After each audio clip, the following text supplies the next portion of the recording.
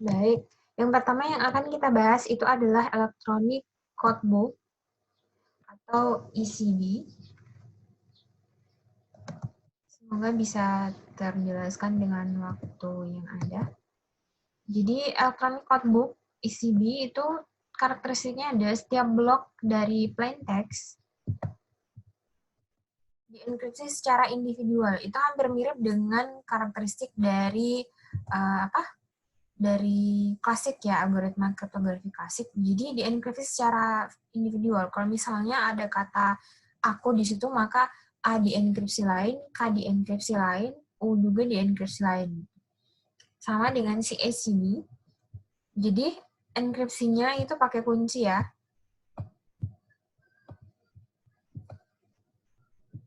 Kemudian dekripsi juga pakai kunci.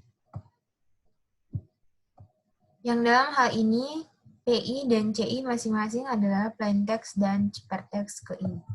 Berarti urutan keberapa dalam banyak teks yang kita punya atau banyak plain text yang kita punya. Misalnya aku, pesan rahasianya atau plain text-nya itu aku ya.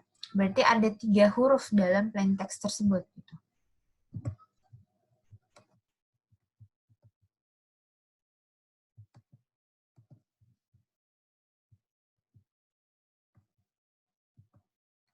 Contohnya ini ada plain text yang diubah menjadi angka binary. Jadi 1010. Ini tahapan awalnya dia dibagi menjadi blok-blok dengan setiap blok itu isinya adalah 4 bit.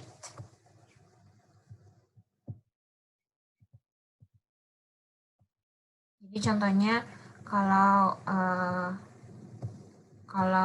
pesannya itu adalah 101000 dan seterusnya, maka 4 bit pertama itu adalah jadi blok pertama ya.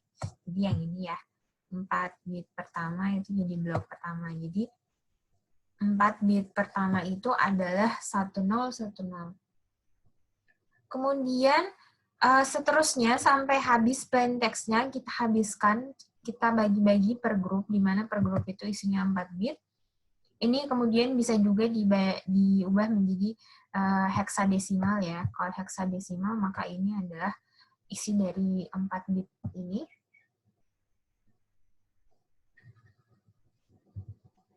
Kemudian misalnya kita punya kuncinya itu adalah 1011. Misalkan fungsi enkripsi yang sederhana adalah kita pakai operasi XOR. Kita tahu pakai operasi XOR ya. Jadi kalau sama-sama nanti kita lihat biar contohnya lebih gampang. Kemudian geser secara wrapping. Jadi urutan pertamanya itu adalah XOR kan, kemudian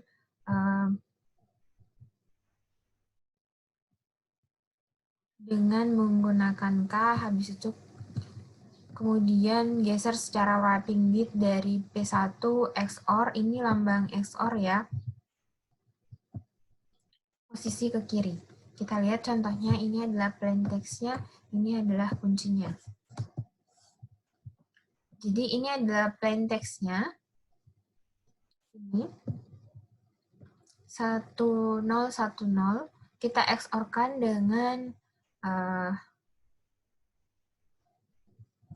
dengan K-nya 1011. Jadi ini 1011 semua, 1011. Kemudian hasil XOR kita geser 1 bit ke kiri. Jadi 1 bit ke kiri itu berarti per blok ini kita pisahkan. Dia jadi independen ya. Semuanya independen. Maka kalau ini digeser ke kiri 1 bit, 1 ini maka pindah ke sini. Maka 0 pindah ke belakang. Ya. Maka jadinya adalah 0010. Begitu juga ini. 1 pindah ke depan, ini pindah ke sini. Kemudian yang 1 di depan pindah ke belakang. Maka dia jadi 0011. Seterusnya sampai begitu, maka kita dapatkan hasil pergeserannya ini, kemudian hasil dari perubahan dari binary ke hexa itu adalah ini. Jadi hasil enskripsi yang kita dapat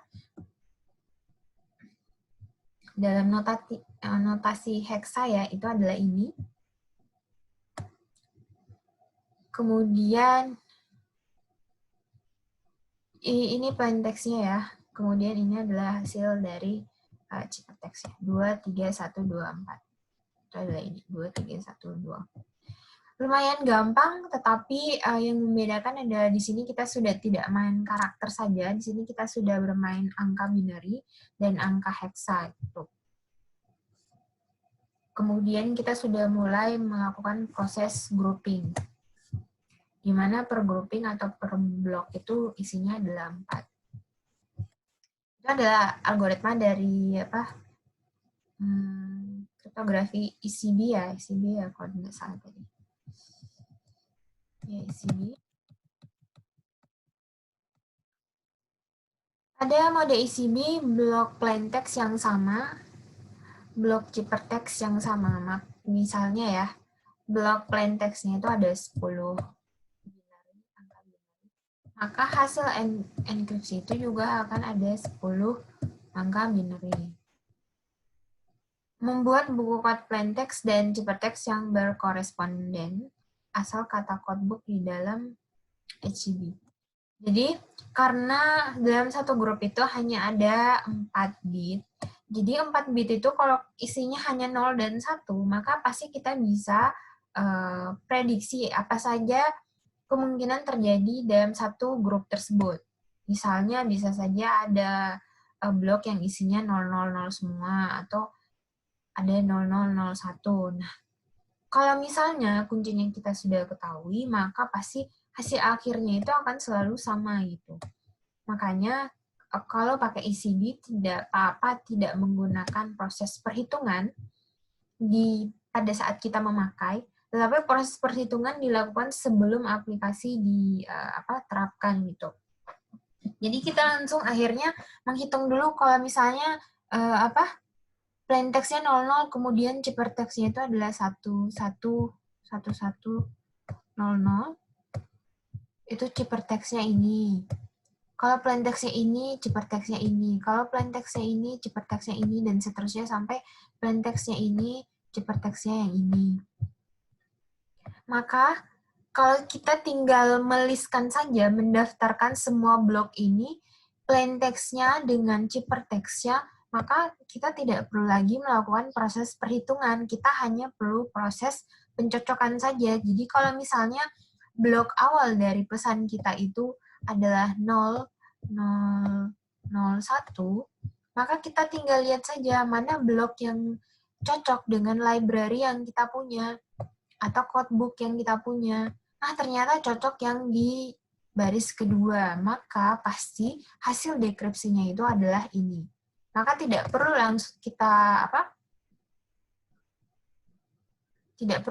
lakukan proses perhitungan, kita langsung ambil saja jawabannya di sini, kita pindahkan ke sini. Jadi hasil enkripsi dari blok ini adalah 1001, gitu saja dia. Makanya namanya electronic codebook. Jadi tidak perlu proses enkripsi karena sebelumnya sudah dilakukan. Jadi kita tinggal matching dari codebook yang sudah kita punya. Di dalam aplikasi tentunya ya, dimasukkan codebooknya. Terus, apa kelemahan dari kemudahan yang telah kita dapatkan tadi? Semakin besar ukuran blok, semakin besar pula ukuran buku kodenya. Jadi kalau misalnya banyak banyak dari pesannya banyak, otomatis book code yang kita punya itu harus banyak juga ya, sehingga nanti semua kata dalam plain text itu bisa tercakup dalam library-nya. Kalau tidak, berarti nanti tidak akan kita bisa dapatkan ciphertext-nya, itu salah satu masalah. Kemudian pasti juga berat kalau misalnya kita menampung semua library dari codebook yang ada. Kemudian misalkan jika blok berukuran n bit, maka buku code terdiri dari 2 pangkat n kurang 1 buah code n3. Setiap kunci mempunyai codebook yang berbeda. Jadi, codebook itu ini baru satu ya, misalnya ini kunci satu. Kalau kunci beda lagi yang kedua, itu maka beda lagi di sini ciphertextnya gitu. Ada lagi daftar baru. Kalau ada kita mau simpelkan 3 kunci, maka ada lagi daftar baru di sini sampai berapa kunci, maka akan ada. Nah, semakin banyak kunci yang kita masukkan juga ke dalam codebook-nya, maka semakin banyak juga library yang harus kita masukkan. Nah, itu repot tuh. Padahal kita mau pakai aplikasi itu supaya lebih efisien, tapi ini malah berat gitu. Jadi itu kekurangan dari ECB, tetapi keuntungannya adalah karena setiap blok plaintext dienkripsi secara independen, tidak menyebabkan kesalahan di blok lain. Jadi kalau blok 1 itu ada kesalahan proses enkripsi, blok 2 itu tidak terpengaruh karena mereka dienkripsi secara independen. Ini dienkripsi sendiri, ini dienkripsi sendiri gitu. Walaupun prosesnya sama ya, kemudian tidak perlu berurutan. Jadi misalnya ini ada blok 1, blok 2. Tidak masalah blok 2 dulu, kemudian nanti blok 1 baru lagi dienkripsi, karena saking tidak berhubungannya, urutannya pun juga tidak terlalu penting. Itu adalah keuntungan dari mode ECB ya. Lanjut lagi, tadi sudah kita bahas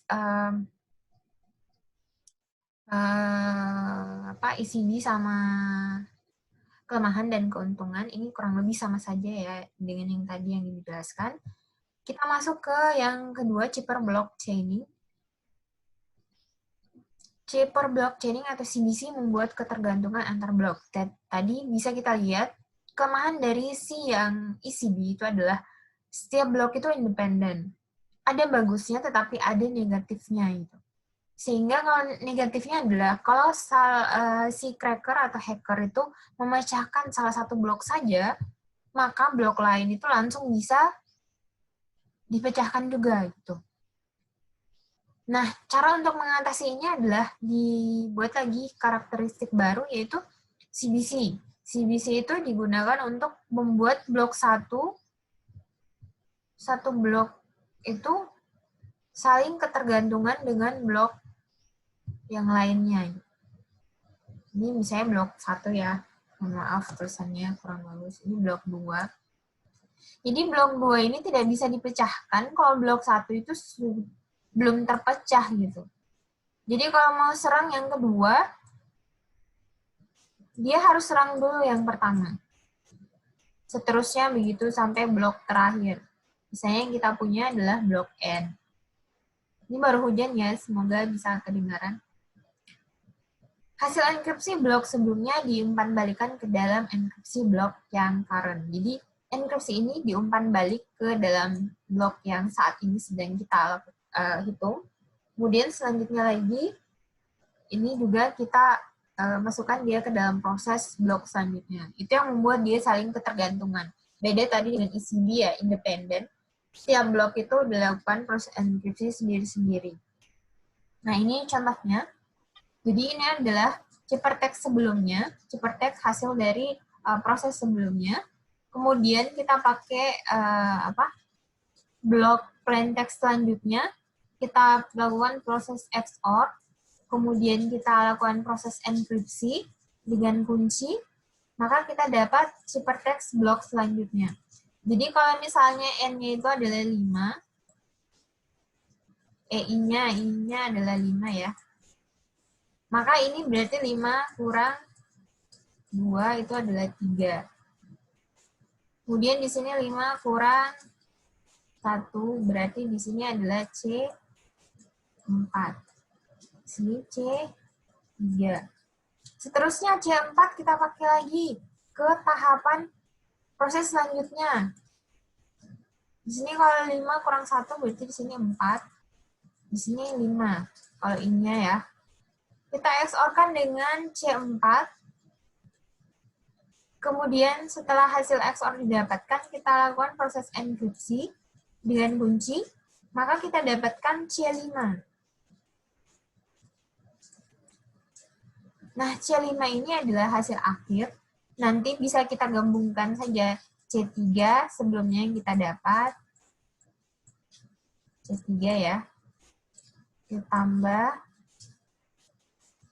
dengan ini C5.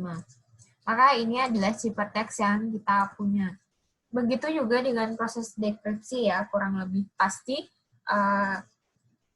saling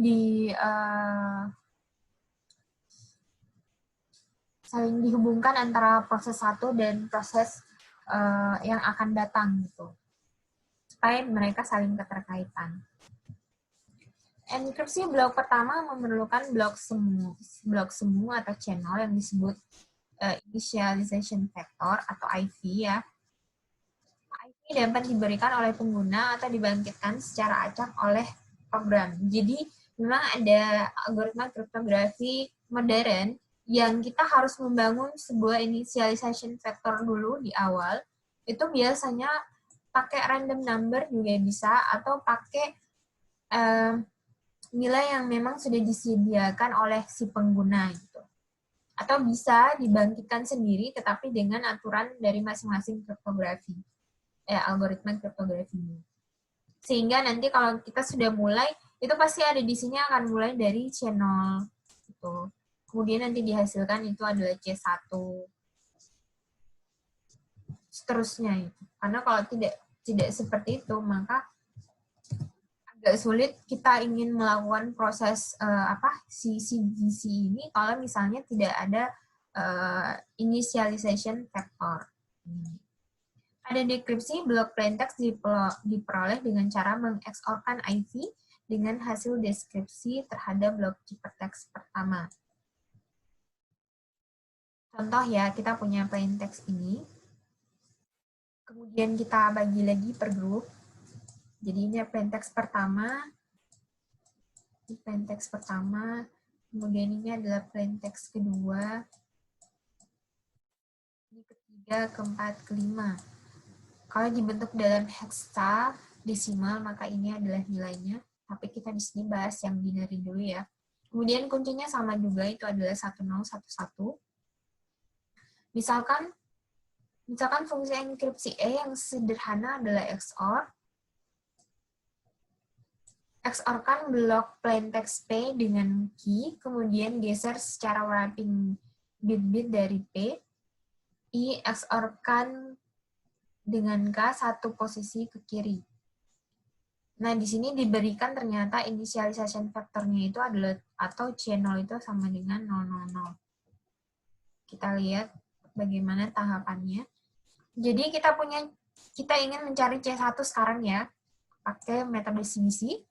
Kemudian yang kita sudah punya itu adalah ini, plaintext ini kita punya ya, 1, 2, ada 5 blok plaintext, kemudian ada kunci, kemudian ada C0, itu kita punya. Yang kita tidak punya adalah C1, maka kita akan cari C1 dulu. Untuk mencari C1 adalah plaintext pertama kita XOR-kan dengan C0 atau IV tadi ya, initialization factor yang sudah diberikan sama sistemnya atau algoritmanya. Kita XOR-kan hasilnya seperti ini, tahu di XOR-kannya. Jadi kalau nilainya misalnya ini true, ini false, berarti nilainya true. Kalau false dengan false, nilainya false. Kalau true dan false, nilainya true. False dan false, nilainya false. Jadi kalau dia bertemu sama-sama true, maka nilainya false. Sama-sama false, maka nilainya false juga. Tapi kalau berbeda, yang satu true, yang satu false, maka nilainya true, berarti 1. Kalau yang satu false, yang satu true, maka nilainya true juga. Bisa dimengerti ya, ini di matematika diskrit sudah diajarkan, seharusnya berarti bisa paham. Nah, sudah kita XOR-kan plaintext blok 1 dengan ciphertext blok 0, itu hasilnya adalah ini. Kemudian enkripsikan hasil ini dengan fungsi enkripsi sebagai berikut. Nah, ternyata fungsi enkripsinya adalah hanya mengXOR-kan hasil perhitungan ini dengan key yang kita punya. Key yang kita punya itu adalah 1011. Jadi 1010 ini dipindah ke sini ya. Kita XOR-kan dengan kuncinya itu adalah 1011, maka hasilnya adalah 0001.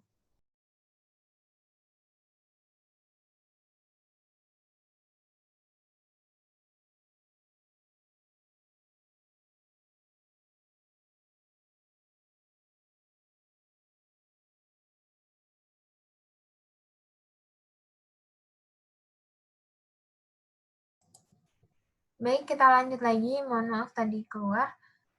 Tadi sudah proses enkripsi, kita dapatkan nilai ini, 0001, hasil enkripsi. Kemudian kita masuk ke algoritma selanjutnya, yaitu geser wrapping hasil ini 1 bit ke kiri.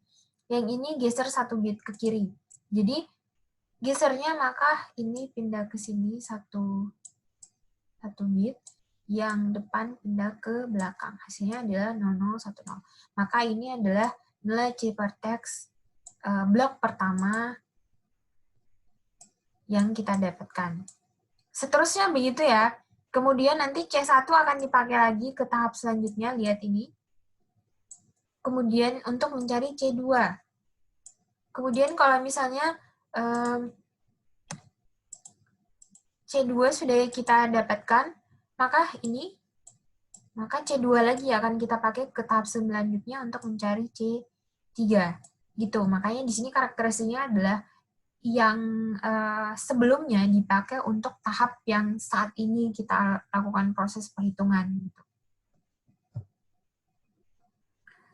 Nah, di sini perbandingan plaintext dari ECB, hasil dari ECB adalah ini, hasil dari CBC adalah ini.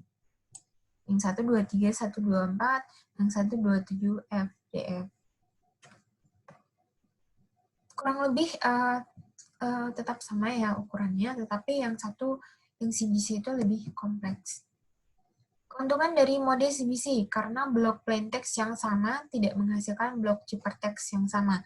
Jadi, walaupun dalam satu blok itu, misalnya blok P1 dan misalnya blok P5 itu sama isinya, blok P5, itu tidak mesti hasil ciphertextnya itu selalu sama. Gitu. Kalau pakai CBC, karena tahapan 5 itu dia menggunakan proses sebelumnya yaitu P5, C4 mungkin ya, C4, yang nanti akan dipakai untuk tahapan P5 ini gitu. Nah, P1 itu akan pakai C0 untuk tahapan dia. Gitu. Jadi pasti akan berbeda hasil dari ciphertext kedua blok tersebut. Itu yang membuat kalau misalnya salah satu blok diserang, belum tentu mereka bisa memecahkan blok yang lain. Jadi satunya bisa dipecahkan, tapi yang lainnya belum tentu bisa. Itu bagusnya, berarti lebih aman dong ya. Inilah alasan utama penggunaan mode CBC digunakan. Dan sampai saat ini, mode CBC ini masih digunakan ya, karena termaksud membuat saling berkesinambungan dan sulit untuk dipecahkan per satu blok. Jadi si crackernya itu harus memecahkannya dari awal dan itu agak merepotkan kalau harus dilakukan. Kelemahan dari mode CBC, kesalahan 1 bit pada sebuah blok plaintext akan merambat pada blok ciphertext yang berkoresponden dan semua blok ciphertext berikutnya. Saya rasa ini masalah teknik ya, jadi masalah biasanya human error. Jadi pastikan saja pada proses algoritma yang kalian implementasikan itu benar-benar berjalan sesuai dengan algoritma CBC ini gitu. Jadi pada saat kalian implementasikan atau kalian buat programnya, pastikan tidak ada yang salah gitu. Kalau ada yang salah itu maka keeroran itu pasti akan terjadi dari blok awal sampai blok akhir, dan itu pasti tidak terelakkan lagi. Kalau memang algoritma yang kalian pakai memang sudah salah dari awal pemahamannya, pada saat diimplementasi juga pasti akan salah. Gitu.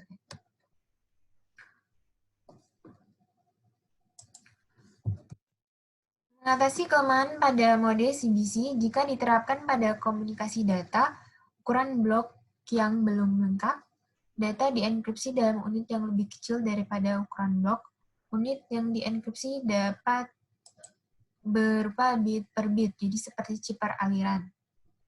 Bit, 3 bit, dan seterusnya. Bila unit yang dienkripsi satu karakter setiap kalinya, maka mode CFB-nya disebut CFB. Ini materi selanjutnya ya. Ya, waktu kita masih ada 10 menit ya. Jadi materi ini adalah CFB, jadi di sini juga diusahakan untuk bisa mengatasi kelemahan dari yang sebelumnya ya.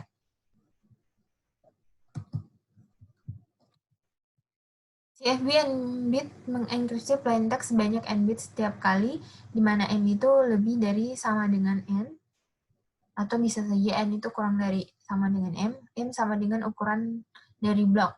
Dengan kata lain, CFB mengenkripsi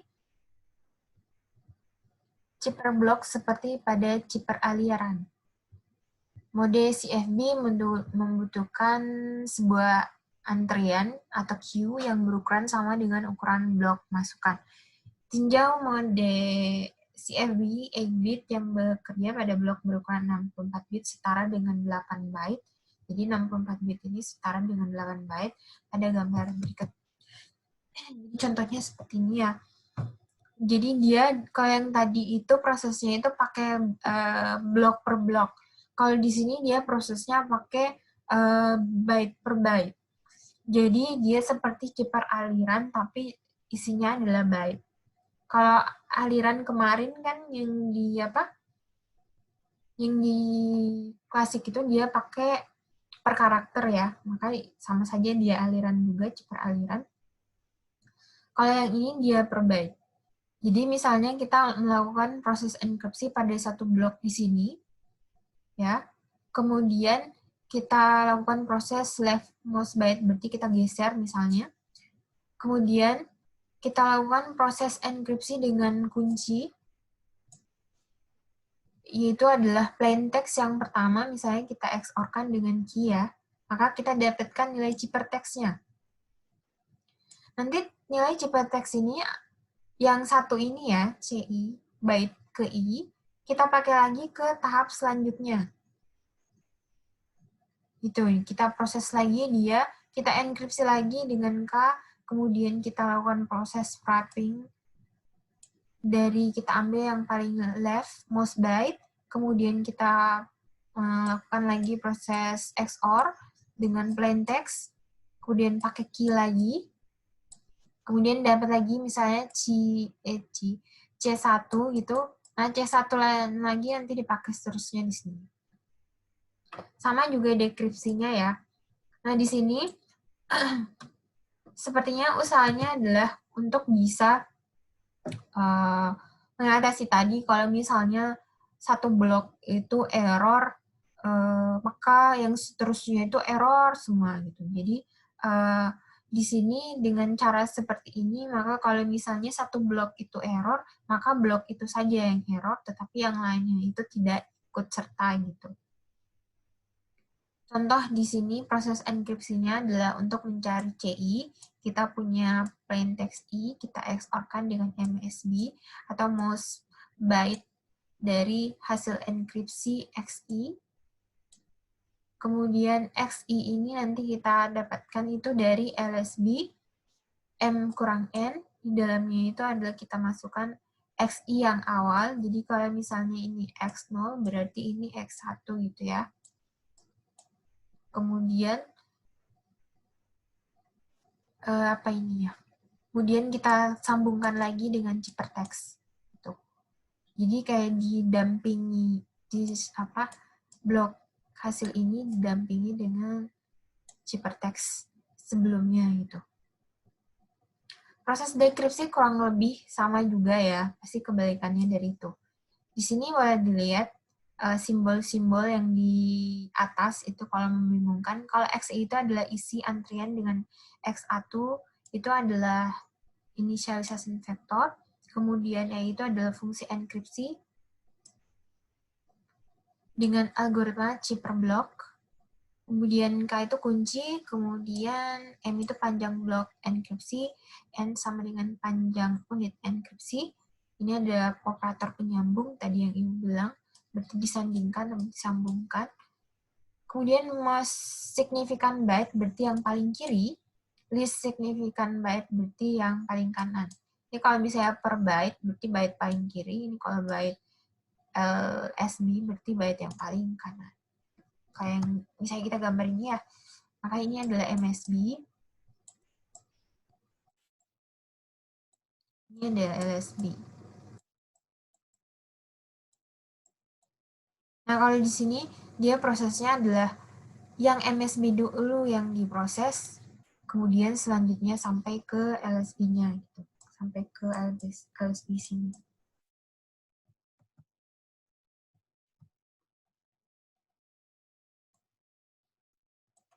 Nah, di sini kalau misalnya gambaran secara lebih general lagi, jika M sama dengan N, maka mode CFB and bit adalah sebagai berikut. Jadi kita punya misalnya PI-1, kita XOR-kan dengan di sini hasil enkripsi juga ya. Kita XOR-kan hasil enkripsi K, kemudian kita dapatkan nilai CI. Nanti CI ini akan dienkripsi lagi dengan kunci. Kemudian kita XOR-kan lagi dia dengan plain text selanjutnya, blok selanjutnya. Jadi kalau ini blok 0, ini berarti blok 1. Kemudian kita dapatkan ini misalnya ciphertext 1, ini berarti ciphertext 2. Kita dapatkan ciphertext 2, maka kita enkripsi lagi. Setelah dienkripsi, kita XOR-kan lagi dengan ini P2, plain text kedua, blok kedua. Maka kita dapatkan ciphertext yang ketiga. Jadi gitu caranya. Hampir mirip-mirip dengan proses dari CBC tadi ya. Sampai sini ada yang mau ditanyakan? Nah, di sini yang tadi Ibu bilang, kesalahan 1 bit pada blok plain text akan merambat pada blok-blok ciphertext yang berkoresponden selanjutnya pada proses enkripsi. Hal yang kebalikan terjadi pada proses dekripsi. Jadi kalau misalnya dilihat ternyata yang CFB ini juga masih mengalami proses yang sama dengan CBC ya ternyata. Jadi dia masih bisa merambat, cuman bedanya mungkin ini lebih kecil ya, karena dia main per byte. Di main per byte, kalau misalnya byte sekian yang rusak, maka agak sedikit perbandingannya dengan yang satunya gitu. Maksudnya besaran kerusakannya tidak terlalu besar. Nah, untuk mengatasi yang CFB tadi, dibuatlah si OFB lagi, output feedback ini. Nanti akan Ibu share lagi link, harap join lagi. Ini adalah materi terakhir untuk minggu ini. Jadi kan hari Kamis itu kita ujian ya. Jadi kita harus selesaikan minggu ini. Nanti akan Ibu share lagi ya linknya. Yang akan kita bahas selanjutnya itu adalah output feedback sama karakteristik yang dipunyai ini prinsip-prinsip rancangan chip per block. Jadi nanti ini adalah akan yang kalian ketemukan di algoritma kriptografi modern, yang mulai modern sekali ya. Mereka sudah menerapkan prinsip confusion sampai ada kotak S-box. Nanti kalau misalnya sudah tahu karakteristiknya, baru kita masuk ke algoritmanya apa saja, nanti kalian tahu, oh algoritma ini ternyata ada S-box-nya, ternyata yang ini ada jaringan Feistel-nya, ternyata algoritma yang ini menggabungkan Feistel sama Xbox seperti itu. Atau yang satu hanya punya prinsip confusion sama diffusion saja gitu. Baik, sampai sini dulu sesi pertama kuliahnya ya. Ibu akan share lagi untuk sesi keduanya, harap join. Terima kasih. Wassalamualaikum warahmatullahi wabarakatuh. Waalaikumsalam warahmatullahi wabarakatuh.